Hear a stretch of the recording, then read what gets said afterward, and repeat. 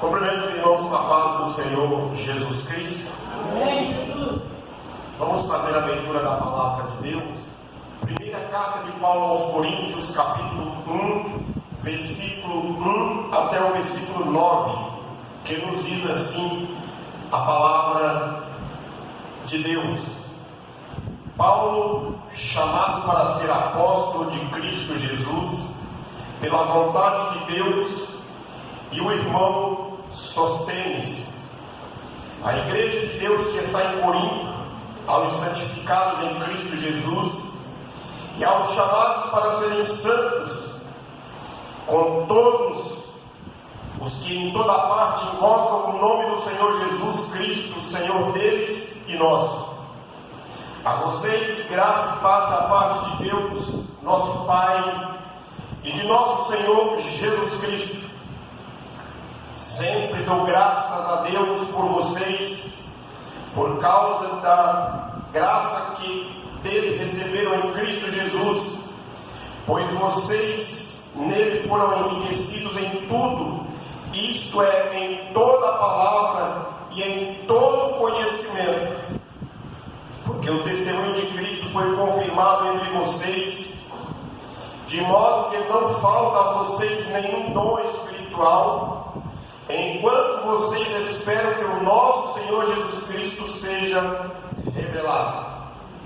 Ele os manterá firmes até o fim, de modo que vocês serão irrepreensíveis no dia de nosso Senhor Jesus Cristo. E Deus é fiel, o qual os chamou à comunhão com seu Filho Jesus Cristo, nosso Senhor.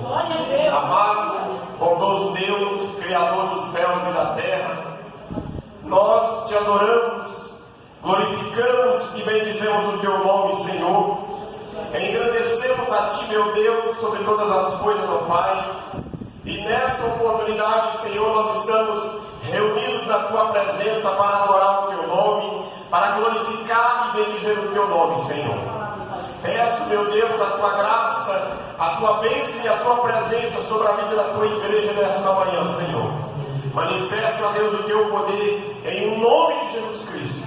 E que nada impeça, meu Deus, a nossa comunhão contigo. Que nada impeça a nossa adoração a ti, Senhor. Por isso, meu Deus, nós oramos e repreendemos todo o mal. Oramos e repreendemos toda e qualquer ação maligna em nome de Jesus Cristo. Eu peço a Deus, fale com a tua igreja, fale com o teu povo nesta oportunidade, em nome de Jesus. Amém e graças a Deus. Podemos tomar assento, meus amados irmãos e irmãs, e eu quero, nesta oportunidade, falar com vocês e olhar para este texto das Sagradas Escrituras, falando sobre esta série, a igreja. E para esta oportunidade nós vamos falar sobre o povo chamado por Deus. Parte 1. Aí você pergunta, mas por que parte 1? Porque a parte 2 vai ser amanhã. Amém? Então, meus amados irmãos, o apóstolo Paulo escreve esta carta à igreja e por diversas vezes tenho lido esta carta. Nós estudamos ela há um tempo atrás na escola bíblica, não me lembro de que ano que foi, mas Deus sempre tem falado com a sua igreja. E olhando para esta carta, para aquilo que Paulo vem trazer em resposta aos questionamentos em que nela é encontrado, ela traz conselhos práticos para todos os cristãos de todos os tempos. E é uma das cartas, segundo um estudioso, que tem mais conselhos práticos do que qualquer outro livro da Bíblia Sagrada. Olhar para esta carta, irmãos, texto sagrado é fazer um diagnóstico da igreja. Por isso o título da série Igreja é fazer um diagnóstico da igreja. É observar cada detalhe da igreja na história, observar cada detalhe da igreja na sociedade moderna e observar o que Paulo vai chamar a nossa atenção para o comportamento da igreja na sociedade e o que o Senhor quer e vai falar com cada um de nós. Glória a Deus, aleluia! Lá no livro de Atos, capítulo 18, Paulo ele passou nesta cidade por volta de 1 ano e meio pregando a palavra de Deus. Nesse período ele trouxe questionamentos, ele trouxe respostas, ele observou a vida dos cristãos na cidade de Corinto, dos quais ele evangelizava. E esta carta, como eu disse, é resposta a perguntas. E nós, irmãos, vivemos em uma sociedade que faz perguntas, numa sociedade que questiona. Nós vivemos numa sociedade que coloca em dúvida a palavra de Deus.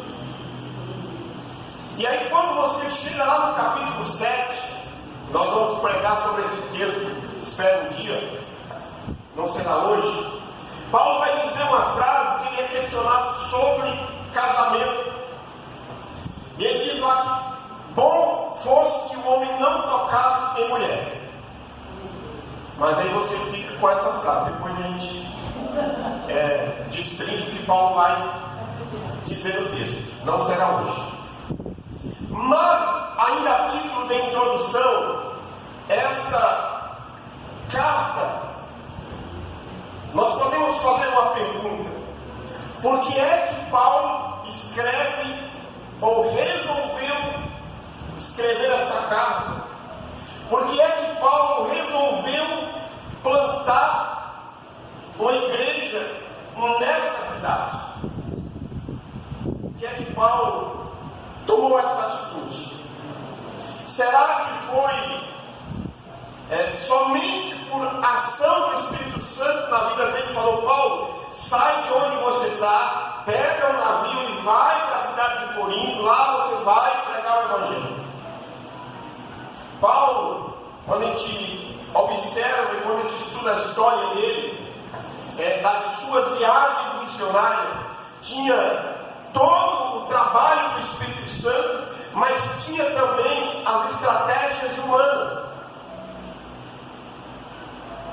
Ele vai usar de forma estratégica, e ele não discriminava as outras cidades, mas observa você, irmãos, que ele vai para cidades estratégicas. Ele passa por Corinto, ele passa por Atenas, ele chega na cidade de Filipos, ele fala da cidade de Antioquia, a sua base de missão, ele prega na cidade de Éfeso, passa pela região da Galácia, passa pela região de Tessalônica. Ele vai, na sua estratégia, sendo usado pelo Espírito Santo, e ele tem este critério de chegar na cidade de Corinto. Por quê? Ele plantou a igreja lá, porque ele escreve uma carta para a igreja. Mas vamos responder a pergunta: por que é que Paulo plantou a igreja lá? Primeiro, razão geográfica. Corinto, irmãos, era uma cidade grega de grande importância, não por ser uma cidade grande somente por importância, mas também pela sua localização geográfica. Era uma cidade beira-mar. Ela tinha um porto muito grande, ela tinha um fluxo de pessoas muito grande. E Paulo pensa assim: eu vou para Corinto porque lá eu vou ter contato com pessoas de várias partes do mundo, e eu pregando o Evangelho nesta cidade, alguém leva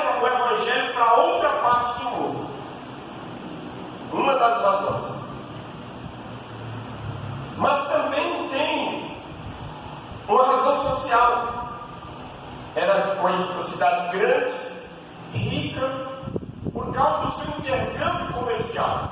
Talvez Paulo pensou assim: eu vou para Corinto, é uma cidade grande, é uma cidade rica, lá eu vou pregar o Evangelho, muitos ricos vão se converterem a Cristo, e estes vão financiar a obra de missões da pregação do Evangelho por toda a Ásia, ou por toda a Grécia.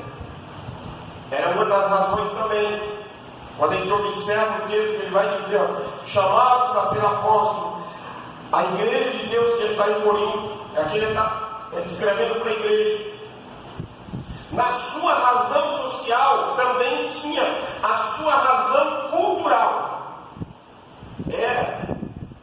Em importância cultural e intelectual para os gregos, Corinto só perdia para Atenas, que era a cidade intelectual do Império Grego. A cultura, pessoas de conhecimento, pessoas que tinham estudo, a valorização do conhecimento, a valorização da escrita. E Paulo chega em Corinto por razão geográfica, por razão social, por razão cultural. Muitos, e aí quando você lê esta carta, Paulo vai dizer, na história da cidade de Corinto, ele vai dizer, o atleta não luta sozinho, ele não vai para a batalha sozinho, tem os seus competidores. O primeiro ganha o seu prêmio, o segundo, o terceiro, mas quando ele aplica no reino de Deus, todos estão numa pista de corrida, os cristãos estão numa pista de corrida, mas todos serão contemplados por Cristo no final, não somente os primeiros, mas todos. Mas tem algo que chama a nossa atenção na minha pesquisa sobre essa cidade. A razão de Paulo ter ido para lá, geográfica, social e cultural. Mas como o Evangelho, irmãos, é para ser pregado para o homem pecador, para que ele se arrependa dos seus pecados, Corinto tinha uma razão por qual Paulo foi para lá. Era uma cidade altamente depravada. Era uma cidade altamente corrompida. Assim como era uma cidade rica, fervilhava gente de todas as partes do mundo, a cidade era de localização importante, era um povo culto, mas também tinha a depravação e a corrupção. E aí ele olha para a cidade de Corinto, e ele vai ver na cidade, irmãos, prostituição à vontade. A cidade, separa, irmãos, igreja da cidade, tá? A cidade confundia religião com prática sexual. A cidade de Corinto tinha o templo da deusa Afrodite e tinha as mulheres que serviam na prática sexual do templo, na prática da adoração do templo, mas durante a noite elas desciam do morro e iam para as praças da cidade, para o povo da cidade, se oferecer para aqueles que vinham comercializar na cidade ou estavam de passagem. A palavra de Deus chega, e a Bíblia diz que onde abunda o pecado, a graça de Deus superabunda, e Paulo vai para lá pregar o Evangelho para a salvação dessas pessoas. Onde o Evangelho de Cristo chega, irmãos, o pecado tem que partir retirado, o pecado tem que ser desarraigado do coração do homem. Era grande a prostituição na cidade, mas também, pasma você, o homossexualismo literal também. Isso aí não é coisa do século XXI, não, irmão, nem do século XX, é coisa antiga. Lê lá no livro de Gênesis a história de Ló. Corinto era a cidade onde ficava o principal monumento ao deus Apolo. E a adoração induzia a juventude a se entregar à homossexualidade. Paulo está terminar. Mas também havia a carnalidade. A cidade era dividida. Os ricos eram muito ricos e os pobres eram muito pobres. Havia essa divisão. E aí, quando a igreja é plantada na cidade de Corinto, os costumes desta divisão entram na igreja. É isso que ele vai tratar lá no capítulo 11, quando ele fala da ceia. E essa divisão das práticas social, o rico era muito rico, não se juntava com o pobre, estava acontecendo já dentro da igreja. Por isso que ele vai escrever essa carta, que já é tempo depois de ele ter passado por lá. A carnalidade, a divisão, as práticas da divisão dentro da igreja. Mas também, em quinto lugar, Corinto era a cidade com muitos deuses. Era altares de adoração para todo lado. Parece o Brasil.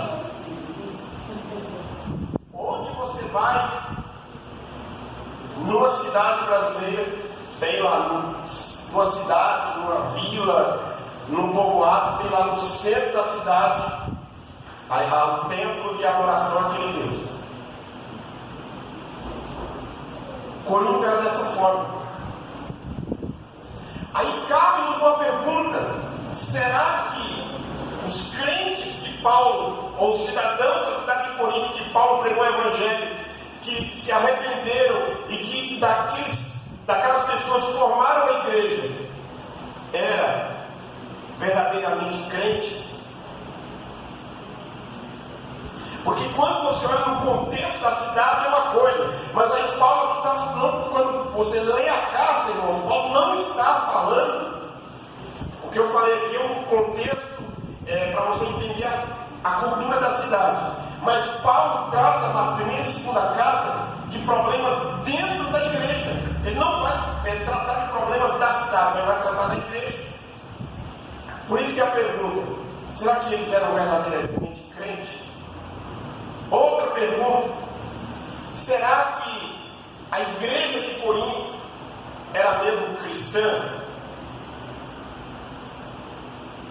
Paulo está falando, irmãos, sobre a vocação do cristão,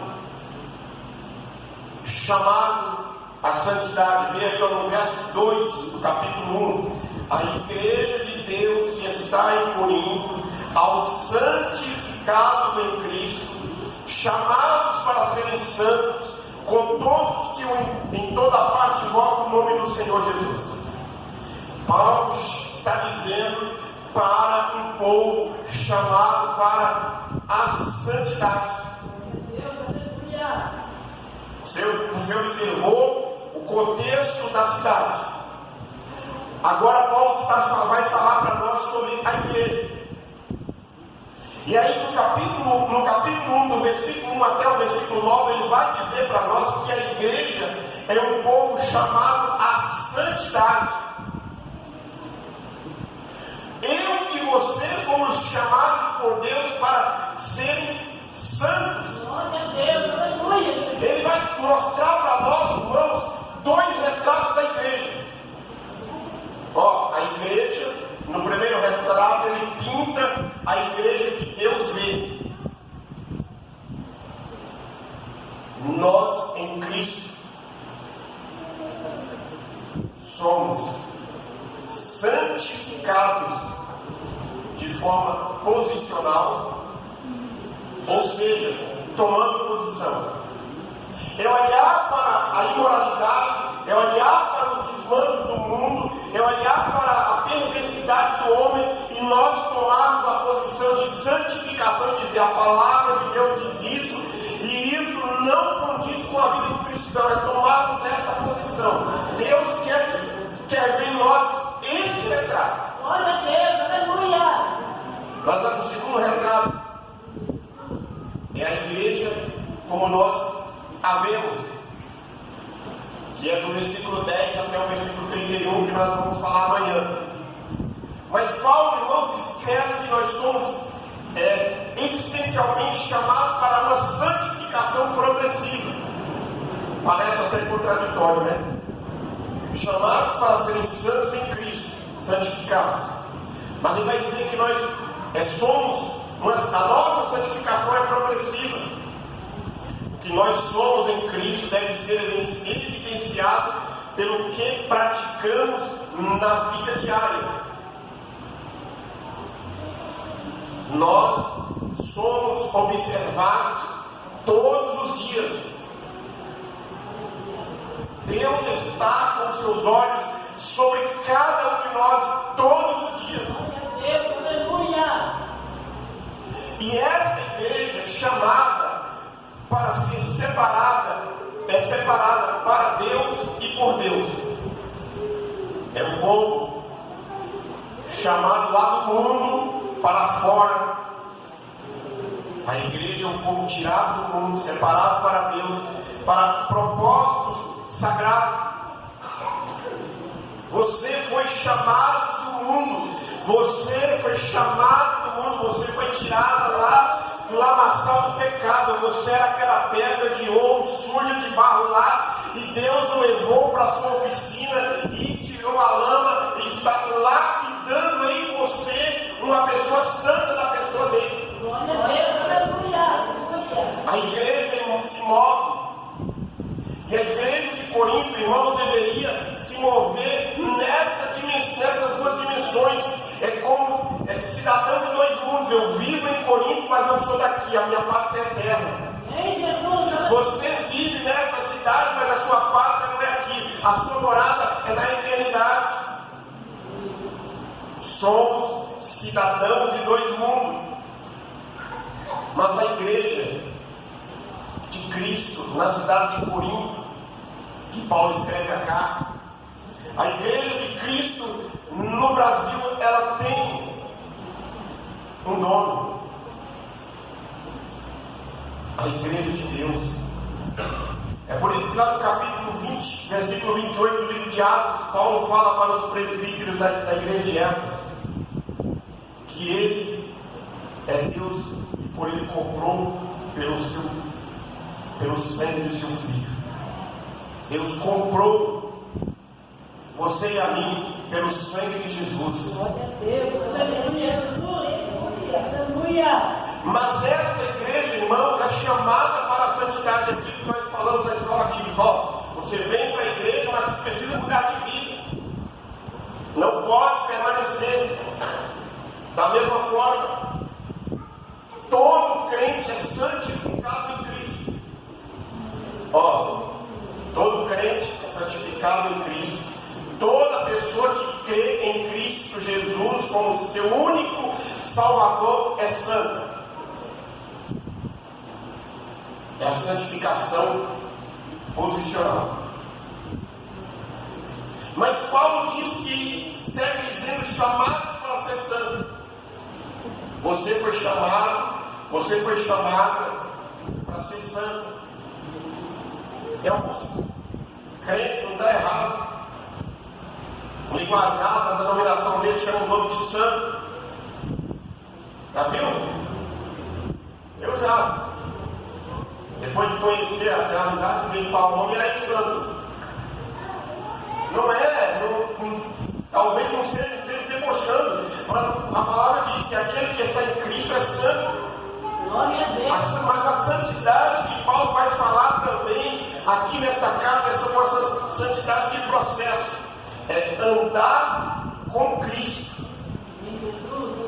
Irmão, você aceitou Jesus, você foi batizado no nome de Jesus, foi selado pelo Espírito Santo. Paulo diz que você é uma pessoa santa. Mas Paulo vai dizer também que você, na sua caminhada, a partir daquele dia que você aceitou Jesus, você vai passar progressivamente pelo processo de santificação, que só terminará, irmãos, na glorificação. Irmãos, você está vivendo, aí você pensa assim: eu quero saber o resultado da minha santificação. Tem que chegar lá na glorificação. Se você não chegar lá na glorificação, você não teve um processo de santificação. É a igreja, é um povo chamado para ser santo. Mas Paulo vai tratar dessa igreja, que se aplica a nós também, que ela é uma família universal. Não somos os únicos desta terra. Se você ouvir alguém dizer assim, só tem salvação em Cristo Jesus na minha denominação, você pode dizer para ele, irmão, você está falando heresia. Não somos os únicos. A igreja de Deus, que Deus vê, eu não vejo. Ela é invisível. Por que Jesus falou no Evangelho lá? Estará dois, um será tirado e outro deixado.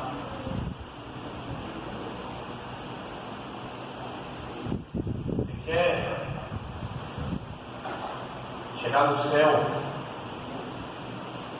Lembra que o Tivox está do seu lado lá? Quer.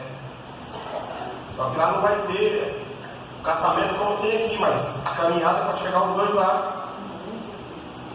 Senão você vai pensar assim, eu vou fazer a minha parte, tá bom? Não. Jesus disse, um vai ser levado, o outro vai ser deixado, porque é a preparação, a salvação é individual. Enquanto a pessoa, a criança, o adolescente tem capacidade de aprender, você precisa ensinar. Enquanto a pessoa não sabe, você precisa discipular. Por quê? Porque ela é universal, porque nós não somos únicos. Nós somos chamados para ser santos. Por isso que não é errado, irmãos, você cumprimentar outra pessoa com a paz do Senhor. Porque a Bíblia diz no versículo 2, todos chamados para serem santos, ele fala, com todos, o que em toda parte invocam o nome do Senhor Jesus Cristo, Senhor deles e nosso. Senhor deles e nosso. A igreja de Deus, ela é universal. Eu olho, você olha, irmãos, nós enxergamos os que estão aqui. Mas Deus olha lá dos céus, da eternidade, e Ele enxerga a igreja de todos os tempos. Desde lá o nosso patriarca Adão, da nossa patriarca Eva, Ele enxerga de lá até aqui. Aí na ressurreição do justo, Ele vai levar os seus. Se você está em Cristo, irmão, irmã, você pertence à família que está espalhada por todas as partes do mundo. Irmão, se você viajar para qualquer parte do mundo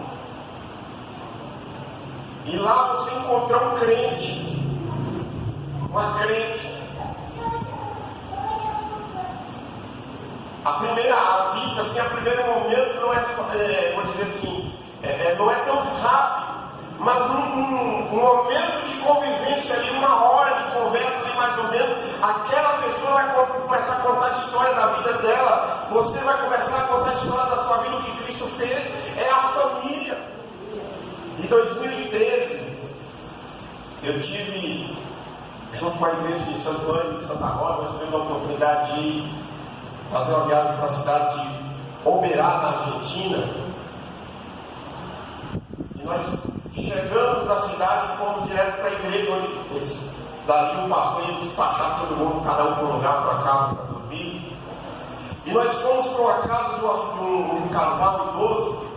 Irmãos, pensa na alegria. Ele nunca tinha me visto, eu nunca tinha visto ele. Nem sei se ele ainda é vivo, porque ele era bem idoso. Mas pensa na alegria daqueles irmãos receber a gente na casa dele. É a família da igreja de Deus espalhada no mundo. E este povo, irmãos, é enriquecido pela graça de Deus.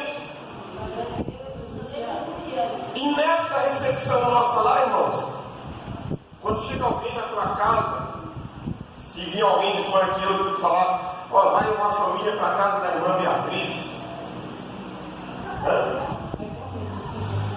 Irmãos, ela não vai preparar o banquete?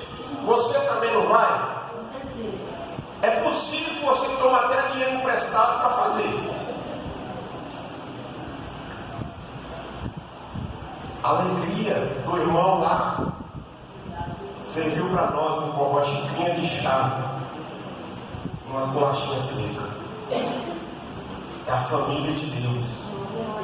Aí eu me lembro do texto lá de Lucas 24, quando os discípulos sentam à mesa com Jesus lá no caminho de Emaús, e quando eles oram, ele abre o entendimento deles de que quem estava presente é Jesus. A família, a igreja universal de Deus na terra, ela é abraçada um com o outro nos mínimos detalhes. Deus, aleluia. E a Bíblia diz que Paulo vai dizer para nós, no versículo 4, dizendo: sempre dou graças a Deus porque vocês, por causa da graça que ele recebeu em Cristo, porque vocês foram enriquecidos em tudo. Amém, Jesus, aleluia. Crente, irmão, Glória a Deus, aleluia. ele pode ser pobre materialmente falando, mas pela graça de Deus ele é rico. Amém, Jesus, aleluia. Pela graça de Deus ele faz o poder de Deus se manifestar na vida dele. Mas Paulo fala também para esta igreja, irmão, sobre a segunda vinda de Jesus Cristo. O maior motivo, o motivo mais importante de eu ser igreja, de você ser igreja, de ser um santo, é a expectativa da volta do Senhor Jesus Cristo. Glória a Deus, aleluia, Jesus. E esta expectativa, ela deve ser aguardada de forma santa. Ele diz: de modo que não falte em vocês nenhum dom, enquanto vocês esperam o nosso Senhor Jesus Cristo quando ele for revelado. Ele fala desta esperança bendita e gloriosa. E a igreja é um povo que tem a dependência da fidelidade de Deus. Lá em Romanos diz: o justo viverá pela fé, não pela nossa. E aí quando você faz a leitura do texto no grego, é a fidelidade de Deus. Eu dependo da fidelidade de Deus. E aí a Bíblia diz que quando eu sou fiel, Deus é fiel. Quando eu torno infiel, Deus permanece fiel. A fidelidade dele não falta.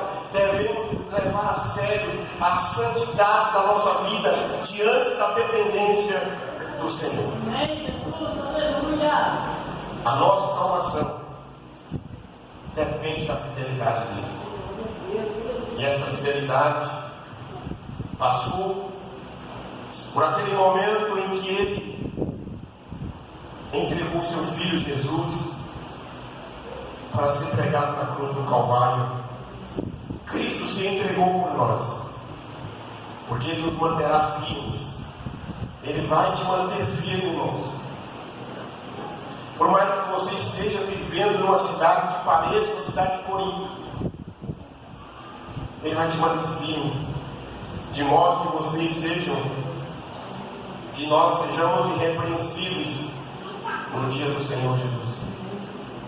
E ele é fiel, o qual nos chamou com seu Filho Jesus Cristo, nosso Senhor. A perseverança dos santos é a certeza e a segurança da salvação, estão firmadas nas mãos de Deus. Em última instância, em perseverar é o próprio Deus. Ele olha para nós, ele não desiste de nós. Se você olhou para Deus e começou, não desista. Porque Paulo diz que Deus não desiste de você. Lá em Filipenses capítulo 1, versículo 6, diz: aquele que começou a boa obra há de completá-la até o dia de Cristo Jesus. Glória a Deus, aleluia. Aquele que começou a boa obra há de completá-la. É o próprio Jesus que confirmará até o fim. Por isso é bom saber que a nossa vida está nas mãos do Senhor Jesus Cristo. Aleluia, Jesus. Glória a Deus, aleluia. Tem essa certeza? diz lá em João 10:28, que aquele que está nas mãos dele ninguém pode tirar. É bom saber. Também. É bom saber também, irmãos, que os problemas da vida, que os problemas cotidianos deste mundo, que as atrocidades que o homem faz um com o outro neste mundo, que a imoralidade que impera no mundo nos dias atuais, não podem nos afastar do amor de Deus que está em Cristo Jesus por nós. É o Senhor que confirma até o fim. A nossa salvação é garantida. A tua salvação é garantida. Disso que Paulo está falando para a igreja. A perseverança da salvação é de que Deus o chamou a cada um de nós em comunhão com Cristo Jesus. Comunhão com Cristo. Esse é o chamado. Este é o recado que Deus está dizendo para nós. Você está vivendo século 21 numa cidade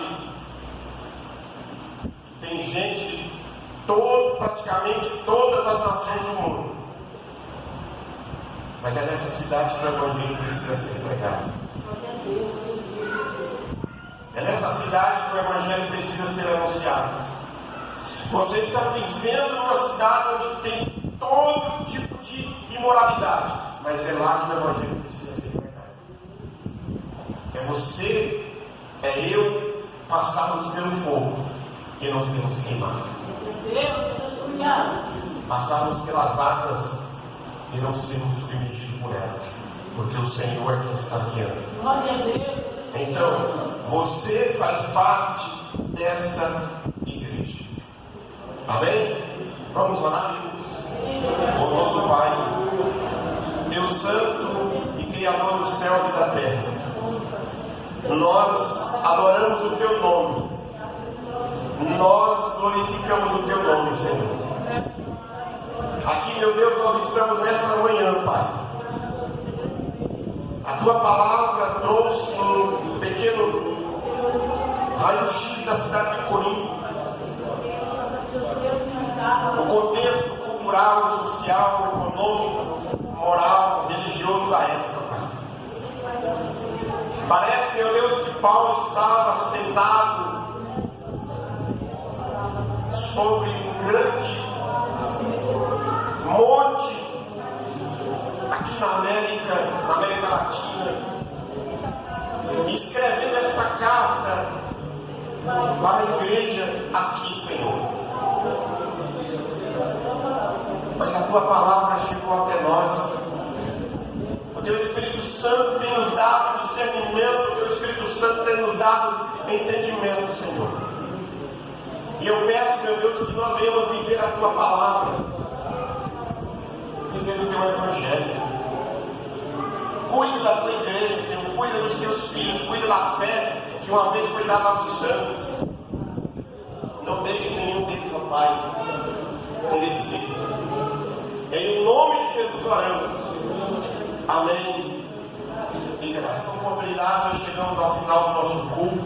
E eu peço, meu Deus, a Tua bênção em nome de Jesus Cristo. Leva-nos em paz, debaixo do Teu amor e poder. E nós dizemos que a graça de nosso Senhor e Salvador Jesus Cristo, o grande e infinito amor de Deus, nosso Pai, a comunhão e as consolações do Espírito Santo esteja sobre cada um de nós, hoje e permaneça para todos sempre. Amém. Amém.